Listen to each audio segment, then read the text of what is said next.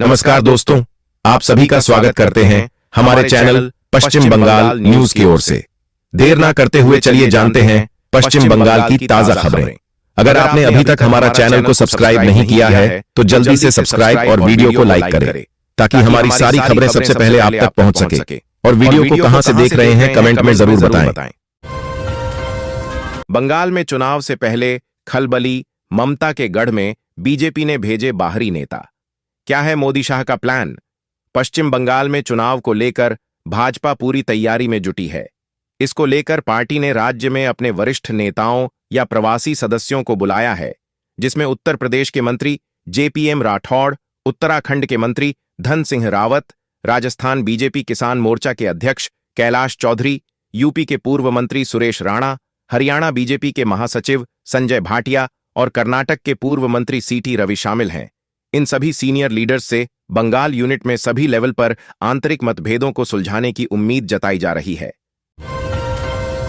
SIR के खिलाफ भड़काऊ भाषण दे रही ममता, जानें ईसी ने सुप्रीम कोर्ट को दिए हलफनामे में क्या क्या कहा। स्पेशल इंटेंसिव रिवीजन यानी एसआईआर को लेकर एक बार फिर चुनाव आयोग और पश्चिम बंगाल की सीएम ममता बनर्जी आमने सामने है। चुनाव आयोग ने सुप्रीम कोर्ट में दाखिल हलफनामे में मुख्यमंत्री ममता बनर्जी की कड़ी आलोचना की है। चुनाव आयोग ने सुप्रीम कोर्ट से अपने हलफनामे में कहा कि ममता बनर्जी ने एसआईआर को नुकसान पहुंचाने के लिए भड़काऊ भाषण दिए। उन्होंने डर फैलाने के लिए प्रेस कॉन्फ्रेंस की और भ्रामक व गलत जानकारी भी दी। राशन कार्ड धारकों को अब फ्री अनाज के साथ मिलेगा चीनी, तेल, नमक, साबुन और बाजार। भारत में लगभग 80 करोड़ राशन कार्ड धारक परिवारों के लिए सरकार ने एक महत्वपूर्ण घोषणा की है। हाल ही में राशन कार्ड से संबंधित कुछ नए नियम और प्रावधान लागू किए गए हैं, जिनका सीधा लाभ देश भर के लाखों जरूरतमंद परिवारों को मिलेगा। सरकार ने नई राशन कार्ड सूची वर्ष 2026 के लिए जारी कर दी है और अब लोग घर बैठे ही अपने मोबाइल या कंप्यूटर के माध्यम से इस सूची में अपना नाम देख सकते हैं। यदि आपने अभी तक राशन कार्ड के लिए आवेदन नहीं किया है तो यह सही समय है जब आप इसके लिए पंजीकरण करवा सकते हैं। सुप्रीम कोर्ट में चुनाव आयोग का एफिडेविट कानून अपने हाथ में लेने के लिए लोगों को उकसा रही ममता बनर्जी। एसआईआर को लेकर सुप्रीम कोर्ट में चल रही सुनवाई के दौरान चुनाव आयोग ने अपनी ओर से एफिडेविट दाखिल किया है। एफिडेविट में चुनाव आयोग ने पश्चिम बंगाल की मुख्यमंत्री और तृणमूल नेता ममता बनर्जी पर गंभीर आरोप लगाए हैं। चुनाव आयोग ने कहा है कि पूरी प्रक्रिया में सहयोग करने के बजाय ममता बनर्जी ने कदम कदम पर बाधा उत्पन्न किया है। वो जनता को आयोग के खिलाफ भड़का रही है। उनके उकसावे पर चाकुलिया में बीडीओ कार्यालय पर 700 उपद्रवियों ने हमला कर दिया। आयोग ने तृणमूल मंत्रियों और विधायकों पर भय का माहौल बनाने का भी आरोप लगाया है। नितिन नबीन को बीजेपी की कमान, लेकिन ये हैं 5 बड़ी चुनौतियां। अटल बिहारी वाजपेयी जब 1968 में भारतीय जनसंघ के अध्यक्ष बने तो उनकी उम्र महज 44 साल हो रही थी। लालकृष्ण आडवाणी भी 46 साल की उम्र में 1973 में जनसंघ के अध्यक्ष बने थे। 1977 में भारतीय जनसंघ का जनता पार्टी में विलय हो गया, लेकिन यह विलय 3 साल से ज्यादा नहीं चला। 6 अप्रैल 1980 को भारतीय जनता पार्टी बनी और पहले अध्यक्ष अटल बिहारी वाजपेयी बने।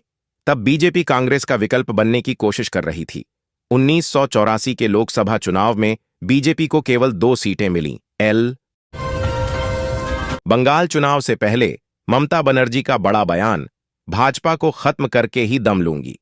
पश्चिम बंगाल की मुख्यमंत्री और तृणमूल कांग्रेस प्रमुख ममता बनर्जी ने पार्टी के बूथ स्तरीय कार्यकर्ताओं बीएलआई के साथ बैठक में भारतीय जनता पार्टी भाजपा पर जमकर निशाना साधा। ममता बनर्जी ने कहा कि बीजेपी पैसों के दम पर बंगाल में मुस्लिम समुदाय को बांटने की कोशिश कर रही है, राजनीतिक लाभ उठाना चाहती है। ममता बनर्जी ने कहा, जिस दिन भाजपा खत्म हो जाएगी उस दिन ये सब चीजें रुक जाएंगी। उन्होंने आगे कहा, मैं भाजपा को देश से खत्म करके ही दम लूंगी। अगर मैं बंगाल जीतती हूं तो उनसे दिल्ली भी छीन लूंगी। कोलकाता जाएंगे ईडी डायरेक्टर राहुल नवीन, आईपैक छापेमारी में शामिल अफसरों से मिलेंगे, राज्यपाल से भी मुलाकात। पश्चिम बंगाल में ईडी वर्सेस दीदी का मुद्दा लंबा खींचने वाला है। प्रवर्तन निदेशालय ईडी के निदेशक राहुल नवीन गुरुवार को कोलकाता में होंगे। उनका दौरा आईपीएसी के दफ्तर और उसके डायरेक्टर प्रतीक जैन के घर पर हुई छापेमारी के 13 दिनों के बाद हो रहा है।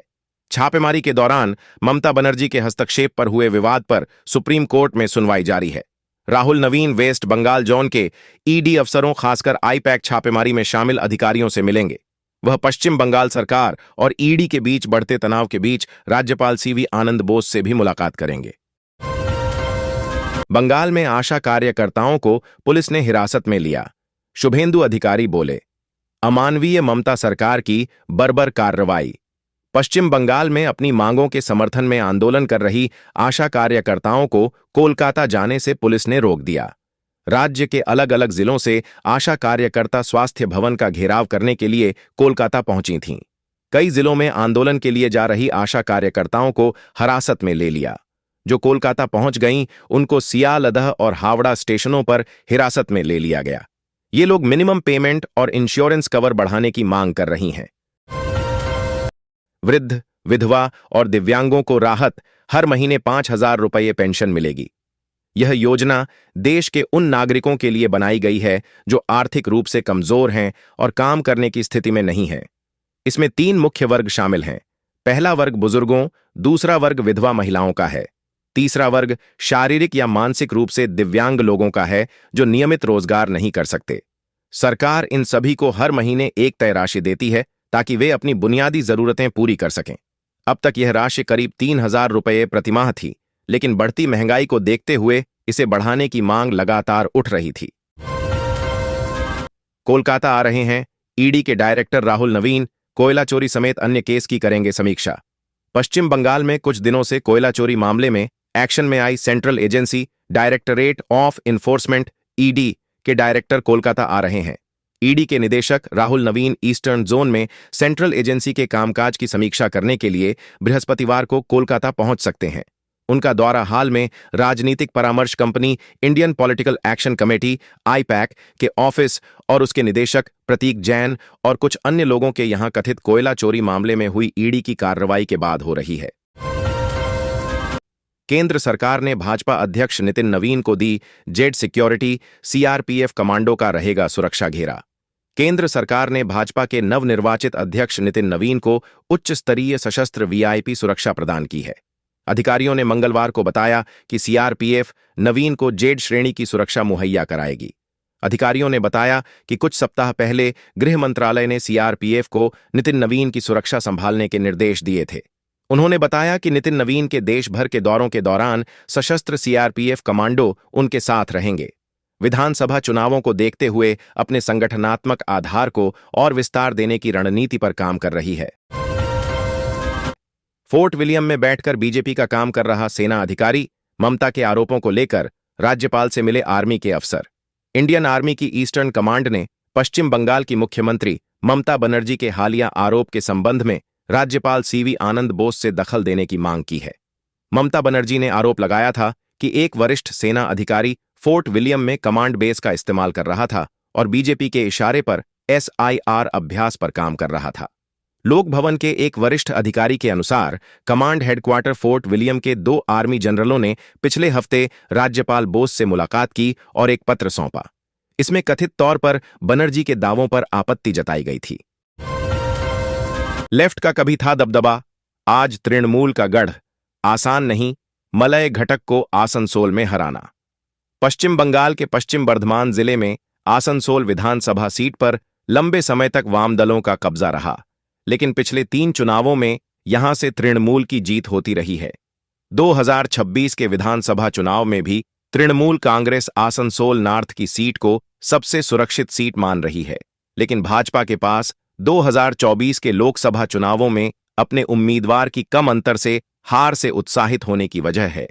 भाजपा की सफलता हिंदी बोलने वाले वोटरों के बीच सपोर्ट पाने और अनुसूचित जाति और अनुसूचित जनजाति के वोटरों में बड़ी सेंध लगाने की उसकी कोशिशों पर निर्भर करेगी। भारत ने बांग्लादेश में तैनात अपने अधिकारियों के परिवारों को वापस बुलाने का फैसला किया। बांग्लादेश में मौजूदा सुरक्षा परिदृश्य को देखते हुए भारत ने मंगलवार को वहां तैनात भारतीय अधिकारियों के परिवारों को वापस बुलाने का फैसला किया। बांग्लादेश में संसदीय चुनाव होने से कुछ सप्ताह पहले भारत ने यह कदम उठाया है।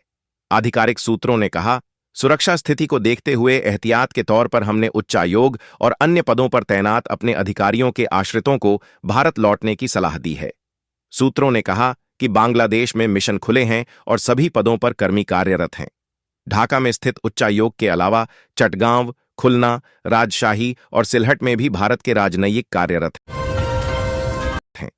SIR हियरिंग का नोटिस मिला तो बुजुर्ग को पड़ा दिल का दौरा, हो गई मौत, परिवार का दावा। पश्चिम बंगाल में विधानसभा चुनाव से पहले हो रही voter list special intensive revision SIR के दौरान बड़ी संख्या में लोगों की मौत हार्ट अटैक और अन्य कारणों से हुई है। काफी संख्या में लोगों ने फांसी लगा ली है। इनके कोई अधिकृत आंकड़े नहीं हैं, लेकिन ऐसी सभी मौतों के लिए SIR को जिम्मेदार ठहराया जा रहा है। ऐसा ही एक मामला उत्तर 24 परगना जिले से आया है। बाबरी मस्जिद के बाद अब बंगाल में बनेगा राम मंदिर, 2028 में पूरा होगा निर्माण, क्या बोले बीजेपी विधायक। पश्चिम बंगाल विधानसभा चुनाव से पहले राज्य में मंदिर मस्जिद की राजनीति तेज हो गई है। बंगाल के नदिया जिले में अयोध्या की तर्ज पर बंगाली राम थीम वाला एक भव्य राम मंदिर बनाने का प्रस्ताव दिया गया है। यह मुख्यमंत्री ममता बनर्जी की ओर से राज्य में अन्य धार्मिक सांस्कृतिक परियोजनाओं की नींव रखने के लगभग 1 महीने बाद हुआ है। यह घटना पूर्व TMC विधायक हुमायूं कबीर की ओर से बंगाल के मुर्शिदाबाद में बाबरी मस्जिद की प्रतिकृति की नींव रखने के कुछ दिनों बाद हुई है।